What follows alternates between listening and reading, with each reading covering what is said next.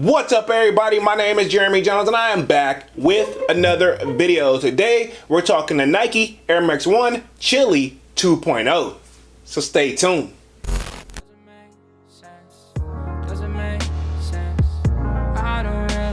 Got a lot of things changing in my life. Hoping one day I'ma get it all right. Brother is engaged, about to start a new life. Yeah, I haven't had a chill day. Really wanna vibe, appreciate the moments. I've been creating, not scrolling. Mom and dad still supporting. Alright man, I'm back with another video, man. Before I get too deep into this video, y'all already know what to do. Go and hit that like button. It really helps the channel out. And if you're new, consider subscribing. I made content about sneakers.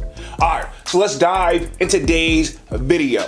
Just like I said in the intro, man, we're talking the Nike Air Max 1 Chili 2.0. All right, man, we're gonna be keeping things very simple over today. We're gonna be answering the basic old question. Are they drip or skip? Let's just keep it there. All right, so first things first, these are set to release July 20th to the best of my knowledge, coming in at a retail price of $140, right? Yay. And of course, you know the kid, glance at the resale price, and right now look like they're averaging below retail at $130 and up, depending on the size, right? Okay, now Chili 2.0, if you're like me, I'm like, man, we have seen these before. Yeah, we have, and I'm kind of telling my age because last time a shoe of this color palette, and actually it is the Chili, which we can say 1.0 officially now that we got a 2.0, was back in 2003, right? Okay, there was an actual Air Max 1 Chili, right? Okay, but these are the Chili 2.0s, or you can say remastered or updated version, whatever you want to call it. I'm just gonna say 2.0s, right? Okay, for the sake of the video. Now, at this point, if you're like me, what's the major differences, right? Now, from what I'm seeing, when you put them side by side, it looks like the 1.0 version pretty much has a darker gray in the midsole area, and now the 2.0s, that looks like a gray, but I'm assuming it's just a very, very subtle light gray. Now, that is a major differences that I'm seeing from the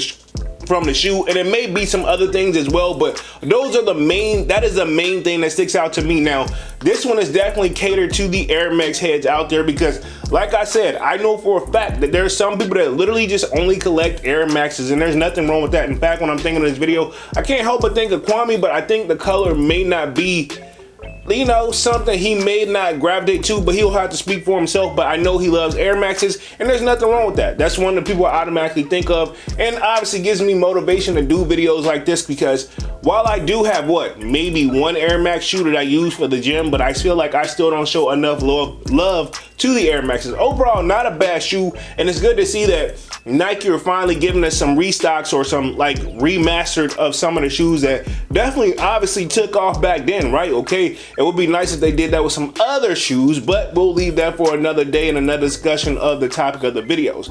But I will say this, if you're like me, it's pretty much a quiet week for sneakers, and I will say it's probably been like a quiet month, and we can probably put months in there, right? Okay, overall, not a bad shoe. If you are an Air Max head, I completely understand why you want to grab these guys right here. Me personally, I would say like it's a good, I will say this about Air Maxes, right? I don't want to bash them at all.